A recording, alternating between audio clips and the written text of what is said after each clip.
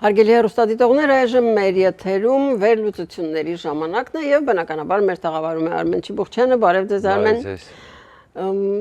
Եկեք անդրադառնանք նախագահ Թրամփի երեկվա հանդիպմանը, որ կազմակերպել է լրագրողների հետ տեղեկացնելու հատկապես նավաշինության բնագավառում նորությունների մասին։ Իհարկե լրագրողներն էլ օգտվեցին առիթից ու հարցեր տվեցին Էփշտեյնի ֆայլերից, հատկապես նաև Վենեսուելային վերաբերող, որովհետև ամերիկացիներին անհանգստացնում է հանգամանքը, որ կարող է պատերազմ լինել Վենեսուելայի դեմ եւ Թրամփը շատ հետաքրքիր պատասխան տվեց, որ եթե Վենեսուելայի նախագահ Մադուրոն փորձի կոշտ խաղալ եւ փորձի ստուգել Միացյալ Նահանգների ուժը, դա նրա վերջին փորձը եւ խաղը կլինի։ Իհարկե ճիշտ է ասում։ Բնականաբար, բայց թերապես չգիտեմ, շատ հետաքրքիր բաներ, էլ Մակրոնին չգիտեմ, ինչի որոշեց ստորացնի, չգիտեմ։ Մակրոնը որոշել է հանդիպել Պուտինին։ Էլ Գրենլանդիան որոշեց հիշի, նորից սրի Գրենլանդիայում, դեպ մարդ նշանակեց Գրենլանդիայում հատուկ ներկայացիչ, որ կազբաղվի, շատ բազմաբովանդակ հարց եք տալի։ Իդեպ հետարքիր մի բան պատմեմ զվարճալի, ինքը տենց խոսում է, ուրեմն շատ հետաքրքիր է, ինքը ամեն անգամ տարբեր թվեր է ասում ու արդեն լուրջ կասկած ունեմ, որ ինքը խնդիր ունի դեմենցիայի հետ կապված կամ բան, որտեվ վերջերս մի հայտարարություն էր արել, եթե չեմ հիշում Պերում, թե պատասխանատու հայտարարություն եք անում արել։ Չէ, ես չասում եմ, ես չեմ անում, ես ասում ցիտում եմ ինչ որ դաշտում է պատտվում, ես անձամբ չեմ ստուգել, որտեվ այդ է օրինակն եմ բերում, ուրեմն վերջերս ուրեմն հայտարարել էր Պերույում, թե Պանամայում 28000 մարդ է զոհվում բանուց, օծի ուրեմն կծելուց, հա, եւ fact checking էին արել, պարզվում է 2000-ից մինչեւ 2015 թվականը, ուրեմն 10 մարդ է զոհվել օծի կծելուց, պատկերացնում եք, ասենք տարեկան 10 մարդ, իսկ ինքը հայտարարել էր կարծեմ տարեկան 28000 մարդ է զոհվում օծի կծելուց։ Դե այսպեսի բան, մի խոսքով այդտեղ անգամ շատ հետաքրքիր հումոր արեց, գիտեք Կոլբերը, որին փակել է մայիսից էլ չի լինելու, այսպես վերցրեց հաշվիչը, ասես հաշվեց, ասես դե եկեք հաշվենք, տեսնենք ինչքան է ստացվում տարեկան 10 մարդով, հաշվեց, ասես պատասխանը դեմենցիա։ Շատ հետաքրքիր հումոր էր, մի խոսքով։ Ու այդպիսի հայտարարություն էր, իդեպ Պակիստան-Հնդկաստանը սկզբից 6 ինքնաթիռ էր, 3 դառավ 8 ինքնաթիռ, որ Պակիստանը խփել է Հնդկաստանին։ Ուրեմն տենց ամեն անգամ տենց մենք գիտենք բոլոր այս սկզբանե հայտարարել էր 6, բայց 3 դարձավ 8 Թրամփի ուրեմն թեթև ձեռքով, ու թվերի հետ չունի Թրամփը վստահաբար, բայց հետաքրքրականը Վենեսուելայի հետ կապված է։ Այդուամենայնիվ պետք է մի բան հասկանալ, որ ամերիկյան արտաքին քաղաքականությունը չի կարող միայն Թրամփը մշակել կամ միայն Թրամփի ցանկություններով լինել։ Հա, իդեպ այդ նավերը, որ ասում եք, ռազմանավերը, որ պատրաստում են, հատուկ շեշտեց, որ սիրուն են լինելու։ Ես հիշեցի մի որոշ ժամանակ առաջ, ուրեմն հետարքիր տեղեկություն հաղորդեց, երբ որ Թրամփը տեսել է հին նավերը 50-ականների, 60-ականների երկրորդ համաշխարհային պատերազմին, ասել է այս նավերը սիրուն են, ինչի այս նավերի պես չեք սարքում, հիմիկվա նավերը գեղ են, ասենք եւ այլն, եւ ես որքան հասկանում դե երկու նավն էլ Թրամփի անվանն են, բայց այդ նավերի բանը Էստետ է պարոն Թրամփը։ Բացի էստետից, ախր այդ նավերի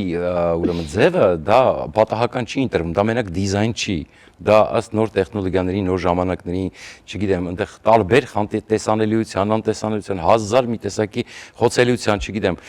էֆեկտիվության, արագության, չգիտեմ, հազար մի խնդիր ունի այդ նավը, էլի, բայց երբ որ շեշտվեց, որ այսօր որ սիրուն նավեր է լինելու, ես արդեն կասկածեցի, որ առաջին համաշխարհային,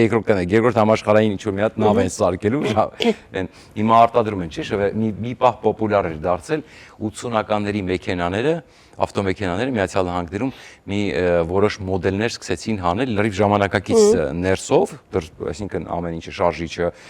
տեխնիկան, տեխնոլոգիաները եւ այլն, բայց արտաքուստ 80-ականների մեքենա։ Հիմա մոտարապես ես այդպեսի մի բան եմ սպասում, որովհետեւ կարծես թե հենց այդ սիրունը որ շեշտվեց, արդեն հասկացա, որ որոշ ժամանակ առաջ հենց այդ խոսակցությունը գնաց, բայց այստեղ կարևորը հետեւյալն է, տեսեք, Վենեսուելայի հետ կապված, այսքան որ ինքը խոսում է, նախ ասեմ Սուսի Վայլսը վերջերս որ Vanity Fair-ին անկեղծացել էր եւ ասել էր, որ Թրամփի նպատակն է բացահայտ ասել էր Մադուրոյին հանելը։ Այսինքն դա մեծ աղմուկ բարձրացեց Միացյալ Նահանգներում, որ իրականում ոչ մի նարկո տրաֆիկի խնդիր էլ չկա, նրա նպատակն է քաղաքական է Մադուրոյին իշխանությունից հեռացնել։ Այդքան նավակները արդեն 100-ի հասնող ու Դե հետ եմ ասում, հիմա տեսեք Հիմա ինչա կատարվում։ Դե ասեց, ես այնպեսի այնտեղ արմադա ունեմ, որ դու ինչ ես թփրտում, կոշտ կխաղաս, վերջի կոշտ խաղալդ կլինի, բայց տեսեք ինչ հետաքրքիր մի բան։ Ուրեմն 80%-ը Վենեսուելայի արտահանման դա նավթն է։ Տրամպը զրկում է Վենեսուելային եկամուտներից։ Արտահանման 80%-ը այն էլ սանկցիավորված նավթ է, սանկցիայի տակ գտնվող նավթն է։ Ոչ միայն վերջնման նավթը, կալանավորում է, այո, նավթի վերցնում։ Այո, եւ պահում է տանկերները։ Եվ վերլուծաբանները կանխատեսում են, որ սա կարող բերի կոլապսի Վենեսուելայի տնտեսության։ Այսինքն Տրամպը առաջին փուլով, սա ըստ էության ես sense կոլապսի մեջ չէ արդեն Վենեսուելայի տնտեսությունը։ Վատից վատել կա, կոլապսից կոլապս էլ կա։ Դե հիմա առաջին փուլով ինչ են անում այնպես, որ զրկել եկամուտներին։ Ընդ որում հետաքրքրական ձեզ մի բան ասեմ։ Որևէ մեկի համար գաղտնիք չի, որ Վենեսուելայի վերնախավը սնվում է այդ նավթի կեղտոտ գումարներից, այսինքն այդտեղ նաև բարձր չէ, որ չեն բերում արդար ժողովրդին բաժանում կամ չեն բերում արդար տնտեսություն կառուցում։ Այնտեղ կոռումպացված երկիր է, սարսափելի, եւ այսպես ասում եմ, մի հատ նախ իրար մեջ են կիսվում, հետո ինչ մնում է, նոր շփրտում են ժողովրդին, չէ՞, մոտարապես այդ տարբերակով։ Եվ առաջին բանը, որ Տրամպը անում է, զրկում է Վենեսուելային եկամուտներից, այսինքն Մադուրոին եւ իր շրջապատին։ Եվ ես ասեմ, չի բացառվում, որ նախ տնտեսական ճնշումն է, որպեսզի ժողովրդին բորբոքի, եւ երկրորդը ենթադրում եմ, որ կարող է եւ այդ եկամուտների պակասի պատճառով վերնախավի մեջ սկսվի բորբոքում միմյանց նկատմամբ, որովհետեւ նախ վախը, որ կարող է պատահի այդպիսի բան լինել, եւ երկրորդը, այսինքն վախը, որ կարող է իրենց սպանեն կամ պատերազմ սկսի, երկրորդը մի հատ է գումարած փող չեն ստանում, դա կարող է բերի, այսպես ասած, հետևանքների։ Կշարունակենք։ Միայն ասեմ, որ իզուր չէր, որ Լուկաշենկոն արդեն ասում էր, որ ինքը պատրաստ է ընդունել Մադուրոին, եթե այո։ Հիմա գնանք գովազդային դադարի։ Դեռ չգիտեք, թե ինչպես կարող եք դիտել սիրված սերիալները առաջինը և դիտել այն որակով ու ամենուր։ Ինչպես բաժանորդագրվել Armflix հայկական էքսկլյուզիվ կինոպլատֆորմին։ Հետևեք մի քանի պարզ քայլերի և ստացեք հասանելիություն առաջինը դիտելու Armflix-ի բազմաժանր հայկական կինոարտադրանքը։ Քայլ առաջին. մուտք եք գործում armflix.com։ Քայլ երկրորդ. սեղմում եք բաժանորդագրվել կոճակը։ Քայլ երրորդ. ընտրում եք ձեզ համար ցանկալի բաժանորդագրման տարբերակը։ Քայլ չորրորդ. լրացնում եք քարտի տվյալները և գնում եք առաջ։ Իդեպ Armflix-ը կարող եք դիտել ամենուր և անսահմանափակ, ներբեռնելով նաև հավելվածը հեռախոսի և անմիջապես հեռուստացույցի վրա։ Դրանով իսկ կանեք ամենալավ նվերը ձեր ծնողների և տարեցների համար, որոնք չեն սիրում դիտել սիրված սերիալները համակարգչով, իսկ հեռուստացույցով սեղմելով մեկ կոճակ նրանց հասանելի է դառնում ողջ կոնտենտը։ Երիտասարդները Armflix-ի iOS և Android հավելվածների միջոցով կարող են դիտել դրանք ամենուր։ Իդեպ, մեկ գրանցված բաժանորդագրությամբ կարող եք դիտել բոլոր սարքերով։ Ահա և վերջ, դուք ստացաք հնարավորություն դիտելու հայկական ամենանոր, բազմաժանր և էքսկլյուզիվ ֆիլմերն ու հեռուստասերիալները մեկ հարթակում։ Դե ինչ, բարի դիտում, Armflix, եղիր կոնտենտի թրենդի մեջ։ Շարունակենք թեման, Թրամփի ասուլիսն ու Վենեսուելան։ Այո, դե ինչպես ասացի, այսինքն առաջի փուլով, որքան հասկանում եմ, ես որքան հասկանում հիմա Վենեսուելայով հիմնականում զբաղվում է Ռուբիոն, այսինքն այդ ռազմավարության մշակմամբ եւ պաշտպանության նախարարության ուրեմն գեներալները, բայց մեծ հաշվով տեսեք, Վենեսուելան ինքը որպես այդպեսին թմրանյութեր արտադրող չի այդ մասշտաբով կամ արտադրող չի կամ այդ մասշտաբներով շատ փոքր քանակի, եթե կարող եք այդպեսին։ Հիմնականում գիտեք ով է արտադրում բոլորը իհարկե։ Դրա համար Թրամփը ասաց հաջորդը Կոլումբիան է։ Այո, բայց տեսեք, խնդիրը հետեւյալն է, դու ոչ թե ասենք արտադրողին ես հիմա մեղադրում, որը այսինքն հիմնական արտադրողը դա Կոլումբիան է։ Առյուծի բաժինը 90 եւ ավել տոկոսը վստահ եմ, եթե ոչ 100%-ը, բայց դու հիմա տեղափոխողին ես բանանում, այսինքն սա հենց այդ մասին է խոսում, որ իրան պետքա Վենեսուելան եւ վենեսուելական նավթ առաջիկա 10-15 տարիներին, ինչպես նաեւ պետքա Գրենլանդիան եւ տեսեք, անկախ խոսույթից Թրամփի, որը իդեպ, գիտեք ինչ, իդեպ, ասենք շատ ժամանակ են, որ ես օրինակ, չգիտեմ, չեմ համարում, որ Միացյալ Նահանգների նախագահը այդպիսի խոսույթով պետք է ներկայանա, բայց գլոբալ այդ ամեն ինչի տակ կա հստակ մշակված քաղաքականություն։ լավ այդ քաղաքականությունը, վատ այդ քաղաքականությունը, էֆեկտիվ չի, դա միայն ժամանակ։ Մենք որոշ բաների կարող ենք համաձայն լինել, որոշ բաների կարող ենք համաձայն չլինել, խնդրեմ։ Այսօր ես պատահաբար կարդացի ու հասկացա տեղեկատվություններ հրապարակվել Գրենլանդիայի մասին, ասում են, որ իրենք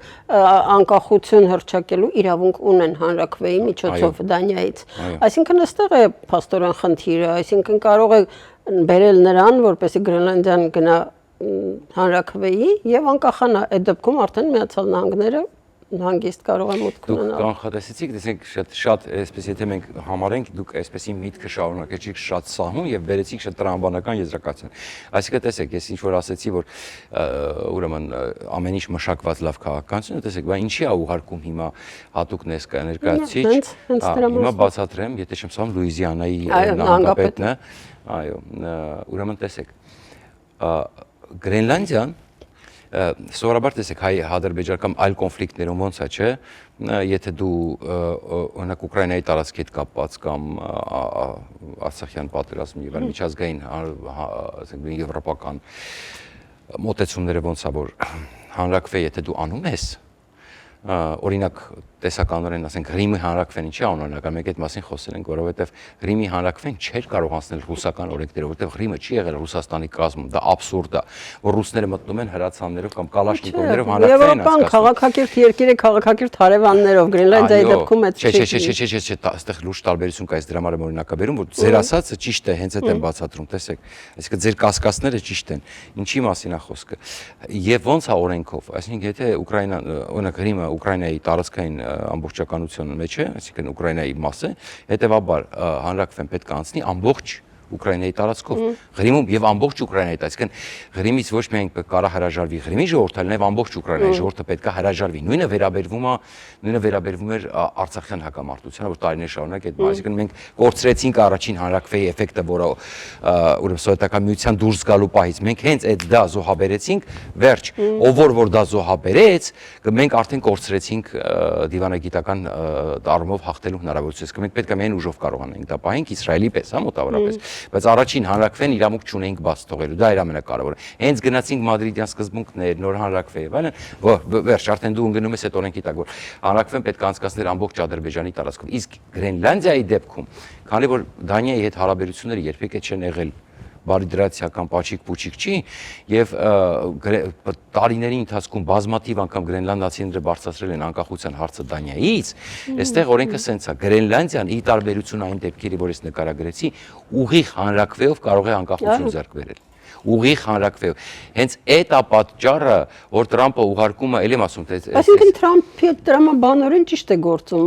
Մենք ծիծաղում էինք, ասում ենք Գրենլանդիան է ուզում արտնացել են, որոշել որ Գրենլանդիան։ Իդեպ նկատեք, ես չեմ ծիծաղել, դուք չեք ծիծաղել, ոչ մեկ չի։ Այսինքն ծիծաղողներն են ծիծաղում։ Ես այն մարդն եմ եղել, որ ավելին ասեմ ձեզ, ես ասում եմ, կարող մեկի սրտով լինի, կարող մեկի սրտով չլինի։ Շատերը ծաղրում են, ասենք, եւ այլն։ Ես այն մարդն եմ եղել, որ միշտ էստեղից ասել եմ, եւ շատ մեծ քննադատության եմ արժանացել, որ Տրամպը հիմարություններ է անում, ինչ որ բաներ են խոսում, ես ասում եմ, չի կարող Ամերիկայի նախագահը, կարող է իր խոսույթը էքսցենտրիկա, կարող է իր պահվածքը էքսցենտրիկա, բայց ամեն ինչի տակ պետքա փնտրել քաղաքականություն եւ լուրջ, եթե հատկապես դա արվում է Միացյալ Նահանգների կողմից, դեպ շատ եմ քննադատություն արժանացել, ասում են դե դու չես քննադատում Տրամփի, ես ասում եմ ես չեմ, այսինքն տրամաբանություն էլի մարդկանց, դու պետք է քննադատես կամ չքննադատես, ոչ, դու պետքա գործերով դատես, հասկանաս, դա համար մենք վերլուծաբան ենք, վերլուծություն ենք անում, հա, եւ այս իմաստով ես միշտ եղել եմ այն դիրքորոշմանը, որ երբեք պետք չի նայել, որ այսօր Տրամփը արթնացավ, որոշեց որ տես պետք է չի լինում այդպես Միացյալ Նահանգներում եւ այս Գրենլանդիայի օրինակն էլ իդեպ պետքա շատ լուրջ դիտարկել իդեպ դրա պատճառներն էլ այսօր արդեն չենք հասցրել խոսել դրա պատճառներն ու հիմքերն են լուրջ թե ինչի ԱՄՆ-ն ուզում տեսնի Գրենլանդիան։ Շնորհակալություն։ Ես եմ շնորհակալ։ Մեր ծրագիրն այսօր էլ ավարտվեց հարգելի հեռուստադիտողներ, կհանդիպենք վաղը, ցտեսություն։ Հաջողություն։ ARTN լուրերի հովանավորն է FIBI ընկերությունը։